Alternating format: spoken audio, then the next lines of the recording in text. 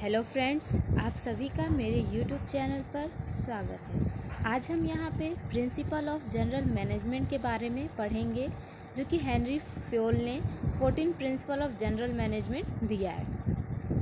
Principles of general management. First अगर principal की बात की जाए तो डिवीज़न ऑफ वर्क होता है कि जो होल टास्क होता है ऑर्गेनाइजेशन में उसको स्मॉल जॉब्स में डिवाइड करना। तो डेफिनेशन में दिया है कि अकॉर्डिंग टू दिस प्रिंसिपल, इस प्रिंसिपल के अकॉर्डिंग जो होल वर्क है, whole work must be divided into small task, कि इसको स्मॉल टास्क और जॉब में डिवाइड कर देना और एक एक जॉब को उस ट्रेंड स्पेशलिस्ट एम्प्लॉय को या पर्सन को असाइन करना जो उसमें स्पेशलिस्ट हो, जो उस काम को अच्छे तरीके से परफॉर्म कर सके। अगर एग्जांपल की हम बात करें तो बैंक होता है, बैंक में कैश का कलेक्शन करना, पेमेंट करना, चेक बुक इशू करना, डिफरेंट सारे वर्क होते हैं, various type of work perform किए जाते हैं, पर उसको वैसे ही पर्सन को दिया जाता है जो उस एरिया में स्पेशलाइज्ड हो।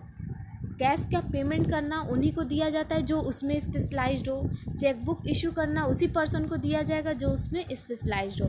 तो इसी को डिवीज़न ऑफ वर्क बोलते हैं, जिससे कि जो पर्सन होते हैं, जो एम्प्लॉय होते हैं, उनकी इफ़िशिएंसी जो होती है, इफ़िशिएंट जो होता है, वो अच्छे तरीके से परफॉर्म हो पाता है।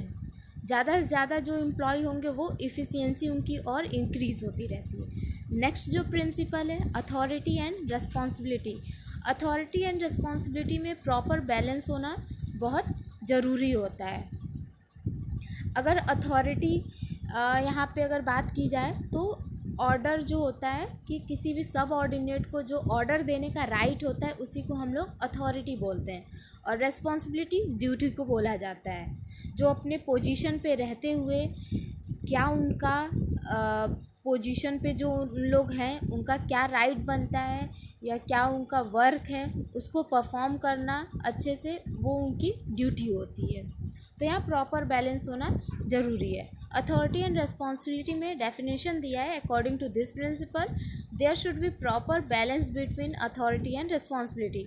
दोनों में प्रॉपर बैलेंस होना ज़रूरी होता है। एग्ज़ाम्पल की अगर बात की जाए तो एग्ज़ाम्पल में दिया गया कि अगर किसी एम्प्लॉय को बोला गया है कि आप 50 यूनिट का प्रोडक्शन करिए, इसको ये ऑर्डर दे दिया गया। अब उसकी रिस्पॉन्सिबिलिटी है कि वो 50 यूनिट का प्रोडक्शन करे, पर अगर उनको ये अथॉरिटी न दी जाए कि वो रॉ मटेरियल यूज़ नहीं कर सकता है, तो वो फिर कैसे अपनी रिस्पॉन्सिबिलिटी को कंप्लीट करेगा? तो उसके लिए उसको ब्लेम नहीं किया जाना चाहिए। इस वजह से दोनों में बैलेंस होना ज़रूरी है। केवल हम रिस्पॉन्सिबिलिटी दे दें, अथॉरिटी ना दें, तो ये भी सही नहीं होगा, और अगर अथॉरिटी या रिस्पॉन्सिबिलिटी नहीं परफॉर्म किया जाए तो वो भी अच्छा नहीं होगा। और नेक्स्ट यहाँ पे दिया है कि authority is the right to give order. ये राइट होता है अपने सबऑर्डिनेट को ऑर्डर देने का, रिस्पॉन्सिबिलिटी ड्यूटी होती है। नेक्स्ट प्रिंसिपल है डिसिप्लिन। डिसिप्लिन भी जो है ऑर्गेनाइजेशन में होना बहुत नेसेसरी होता है। डिसिप्लिन में सारे रूल्स रेगुलेशन होते हैं ऑर्गेनाइजेशन को, जो सिस्टमेटिक वर्क करने में ऑर्गेनाइजेशन के लिए बहुत ज़रूरी होता है। तो फ्योल के अकॉर्डिंग बोला गया कि जो डिसिप्लिन है require good supervisor at all level. सभी लेवल्स पे एक अच्छा सुपरवाइज़र होना बहुत ज़रूरी होता है कि जैसे जैसे रूल्स और रेगुलेशन है वो उसके अकॉर्डिंग वर्क को परफॉर्म कराता रहे सुपरवाइज़र। तो डिसिप्लिन सभी इंटरप्राइजेस के लिए, सभी लेवल के लिए बहुत ज़रूरी होता है। अगर एग्ज़ाम्पल की बात की जाए तो जो मैनेजर होते हैं, मैनेजर ने ये बोला कि ओवर टाइम आप करेंगे तो सैलरी इंक्रीज़ की जाएगी, और वर्कर जो है इफ़िशिएंटली और इफ़ेक्टिवली वर्क परफॉर्म किए तो मैनेजर को भी डिसिप्लिन होके अपने प्रॉमिस को पूरा करना चाहिए। तो इसी को डिसिप्लिन बोला जाता है। नेक्स्ट प्रिंसिपल है unity of command. Unity of command में आप जैसे पिक्चर में देख रहे हैं कि एक पर्सन बोल रहा है और बाकी सभी सुन रहे हैं, तो वो जो है कि मैनेजर जो होता है वो या सुपरवाइज़र जो होता है वो अपने सब ऑर्डिनेट को कमांड दे रहा है। तो यहाँ पे यूनिटी ऑफ कमांड में ये बोला गया है कि each subordinate should receive order and be accountable to one and only one superior। केवल एक सुपीरियर का उसे ऑर्डर रिसीव होना चाहिए और वो उसी के लिए अकाउंटेबल हो, जवाबदेही हो उसी के लिए, तो उसको यूनिटी ऑफ कमांड बोलते हैं। अगर वहाँ पे दो सुपरवाइज़र होंगे तो जो सब ऑर्डिनेट होंगे वो कंफ्यूज होंगे, हम किसका सुने, पहले का सुने या दूसरे का सुने। इस वजह से यूनिटी ऑफ कमांड में ये बताया गया कि एक ही सुपरवाइज़र आपको ऑर्डर देगा और आप उसी के लिए अकाउंटेबल होंगे। नेक्स्ट इसमें दिया है if an employee gets order from two superiors. अगर टू सुपीरियर जो हैं वो ऑर्डर देते हैं सेम टाइम पे, तो यहाँ पे प्रिंसिपल ऑफ जो कमांड होगा वो वायलेटेड होगा। नेक्स्ट जो प्रिंसिपल है unity of direction. Unity of direction में आप यहाँ पे देख रहे हैं कि जैसे कि सभी एक के पीछे जा रहे हैं, मतलब यहाँ पे वन रूल होना चाहिए, वन प्लान होना चाहिए।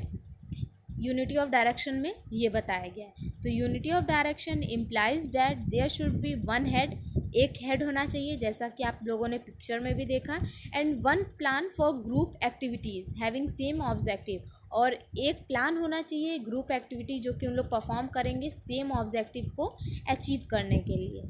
तो according to this principle all the units of an organization should be moving toward the same objective. जितने भी यूनिट्स हैं ऑर्गेनाइजेशन में वो सेम ऑब्जेक्टिव को परफॉर्म करने के लिए मूव करेंगे, कोऑर्डिनेट करेंगे एक दूसरे के साथ, उसी को यूनिटी ऑफ डायरेक्शन बोला जाता है। अगर एग्जांपल की बात की जाए तो ऑर्गेनाइजेशन में बहुत सारे डिपार्टमेंट्स होते हैं, फाइनेंस डिपार्टमेंट होगा, मार्केटिंग डिपार्टमेंट होगा। तो अगर मार्केटिंग डिपार्टमेंट ने या मार्केटिंग मैनेजर ने बोला आप 10% अपने सबऑर्डिनेट को 10% डिस्काउंट आप अलाउड कर सकते हैं, बट फाइनेंशियल क्राइसिस की वजह से फाइनेंशियल डिपार्टमेंट जो फिनांस डिपार्टमेंट था उसने कहा 5% से ज़्यादा आप नहीं करेंगे। तो यहाँ पे हेड जो हो गए, 2 हेड्स हो गए, तो फिर जो सब ऑर्डिनेट होंगे वो कैसे एक प्लान पे चल पाएंगे। एक प्लान भी नहीं है, वो कुछ और बोल रहा है, वो कुछ और बोल रहा है। तो इसी वजह से यहाँ पे यूनिटी ऑफ डायरेक्शन जो है वायलेट हो रहा है। तो यूनिटी ऑफ डायरेक्शन में वन हेड होना चाहिए, वन प्लान होना चाहिए, तभी ऑर्गेनाइजेशनल जो ऑब्जेक्टिव होगा वो अचीव किया जा सकता है। नेक्स्ट प्रिंसिपल जो है subordination of individual interest to general interest. इसमें आपको ये बताया गया है कि जो इंडिविजुअल इंटरेस्ट होता है उसके पहले हम लोगों का जनरल इंटरेस्ट होना चाहिए, मतलब अपना इंडिविजुअल इंटरेस्ट को उस टाइम सेक्रीफाइस करना चाहिए, पहले ऑर्गेनाइजेशनल इंटरेस्ट को अचीव करना चाहिए। यहाँ पे डेफिनेशन में दिया है according to this principle interest of the organization as a whole must prevail over the interest of the employees और इंडिविजुअल। कि जो ऑर्गेनाइजेशन का इंटरेस्ट होगा वो पहले रखना चाहिए एम्प्लॉय के इंटरेस्ट से। और in an organization every individual has its own interest, सभी का अपना इंटरेस्ट होता है इंडिविजुअल का, और कंपनी का जो होता है has got its own objective, company का अलग ऑब्जेक्टिव होता है। तो इस प्रिंसिपल के अकॉर्डिंग बोला गया आप पहले कंपनी के ऑब्जेक्टिव को अचीव करिए, चाहे उसके लिए आपका पर्सनल इंटरेस्ट भी सेक्रीफाइस क्यों नहीं करना पड़े। तो ये होता है subordination of individual interest to general interest. Next यहाँ पे है remuneration to employ. Remuneration to employ में दिया गया है कि इसमें जो डेफिनेशन है according to this principle overall pay and compensation should be fair to both employees and organisation. दोनों के लिए जो कंपनसेशन होगा, जो पे होगा, वो फेयर होना चाहिए। नेक्स्ट इसमें दिया है the remuneration should be just and fair to everybody, सभी के लिए फेयर होना चाहिए। Employee should be paid fair wages, उसको एम्प्लॉय को फेयर वेजेस पेड करने चाहिए, which should give them at least a reasonable standard of living, मतलब इतना रीज़नेबल होना चाहिए कि उससे जो स्टैंडर्ड ऑफ लिविंग है उतना उसको मिल सके, दिया जाना चाहिए। At the same time it should be with in the paying capacity of the company, और कंपनी का भी पेइंग कैपेसिटी होना चाहिए। अगर एग्जांपल की बात की जाए, प्रॉफिट जो है उसमें इंक्रीमेंट हुआ है, प्रॉफिट ज़्यादा से ज़्यादा हुआ है, तो सभी एम्प्लॉय ये चाहते थे कि उनको जो है एक्स्ट्रा बोनस दिया जाए, तो बोनस उतना ही दिया जाना चाहिए जितना कंपनी की कैपेसिटी हो, उससे ज़्यादा कंपनी नहीं दे सकता, कंपनी को भी तो खुद के लिए कुछ रखना पड़ता है। तो इसको रेम्यूनरेशन ऑफ एम्प्लॉय बोलते हैं कि सबके लिए फेयर होना चाहिए। नेक्स्ट यहाँ पे सेंट्रलाइजेशन एंड डिसेंट्रलाइजेशन। सेंट्रलाइजेशन और डिसेंट्रलाइजेशन में भी प्रॉपर बैलेंस होना चाहिए। सेंट्रलाइजेशन क्या होता है, वो कंसंट्रेशन ऑफ डिसीजन होता है कि जो डिसीजन है वो एक हाथ में होने को सेंट्रलाइजेशन बोलते हैं, और डिसेंट्रलाइजेशन को कि जो अथॉरिटी होती है, जो राइट होता है, जो पावर होता है, वो सभी लेवल्स पे डिस्ट्रीब्यूट किया जाए, उसको डिसेंट्रलाइजेशन बोलते हैं। तो यहाँ पे भी दोनों में प्रॉपर बैलेंस होना चाहिए। जैसे अगर एग्जांपल की बात करें तो एक मैनेजर को राइट है कि वो डिसीज़न ले, पर डिसेंट्रलाइजेशन में ये है कि आप सभी से डिसीज़न मेकिंग में हेल्प लीजिए, सभी क्या चाहते हैं सबका व्यू जानिए। और सेंट्रलाइजेशन में है कि सबका व्यू तो वो जान लिए, अब राइट फाइनल डिसीज़न उनका होना चाहिए, तो वो सेंट्रलाइजेशन हो गया। तो दोनों में बैलेंस होना ज़रूरी है, डिसेंट्रलाइजेशन भी हो गया, सेंट्रलाइजेशन भी हो गया।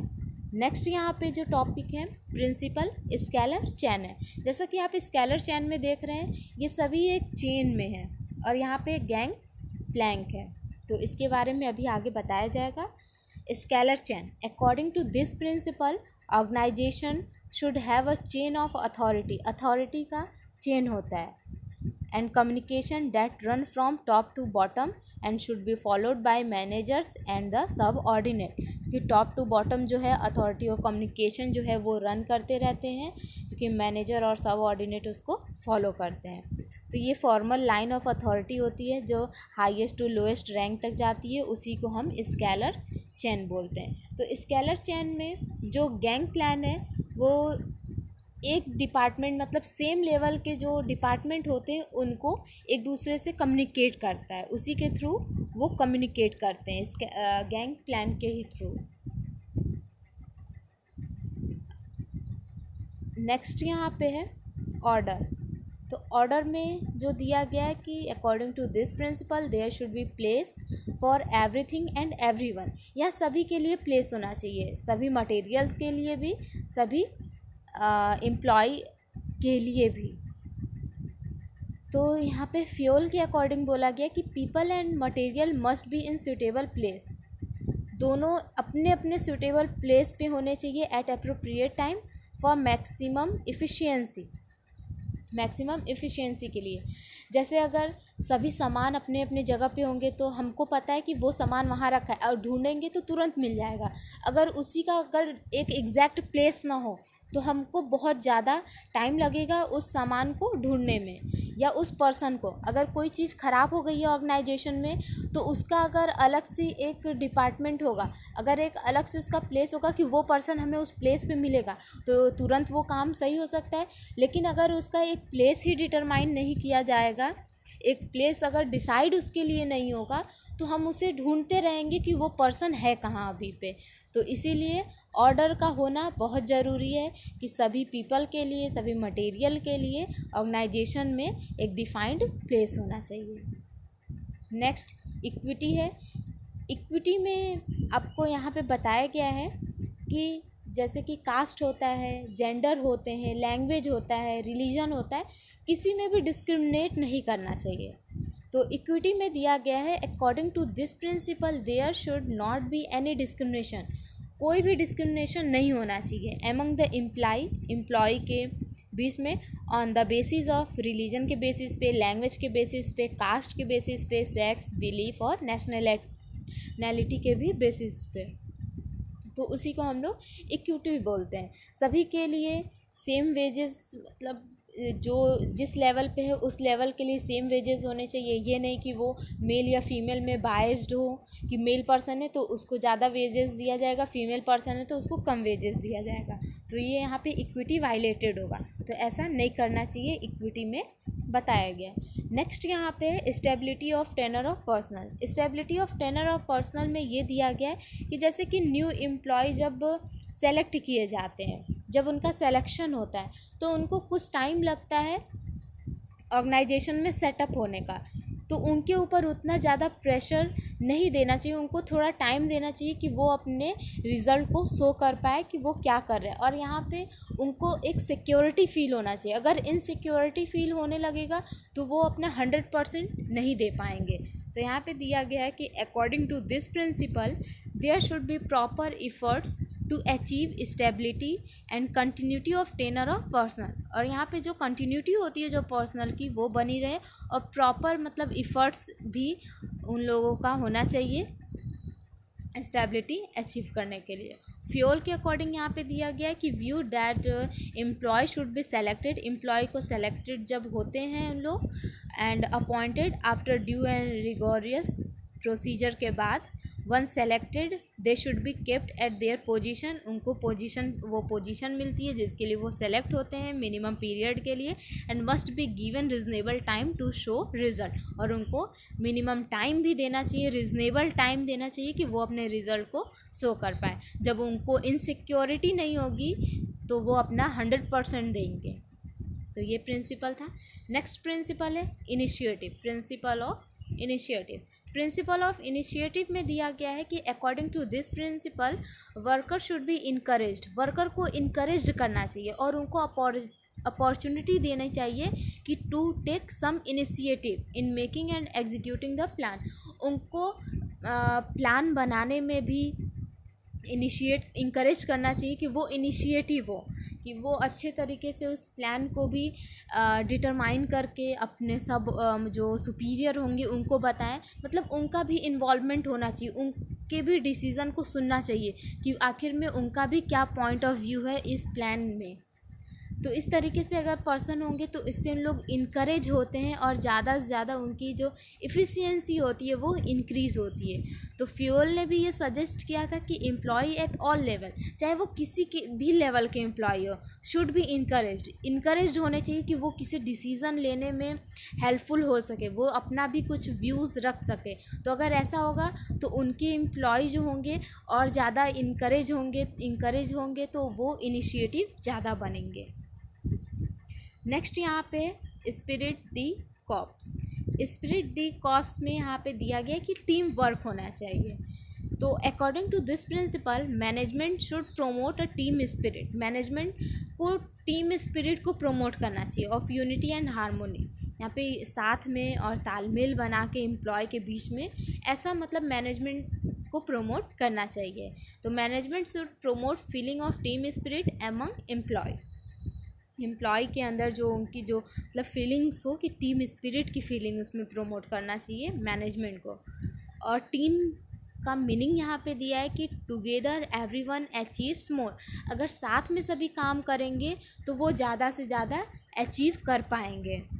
तो production is team work and require full support and cooperation of all member. जैसे कि प्रोडक्शन होता है तो वो टीम वर्क ही होता है, तो अगर सभी एक टीम की तरह वर्क करेंगे, सभी उनके अंदर इस टीम स्पिरिट की अगर फीलिंग होंगी तो वो ऑर्गेनाइजेशन के लिए और ज़्यादा से ज़्यादा अचीव करने के लिए यूज़फुल होगा। तो स्पिरिट दी कॉर्प्स में होता है कि आप सभी जो है कि टीम वर्क करें, कोऑपरेट करें, कोऑर्डिनेट करें सभी के साथ, फुल सपोर्ट यहाँ पे उसकी ज़रूरत पड़ती है। तो ये यहाँ पे प्रिंसिपल ऑफ जनरल मैनेजमेंट था।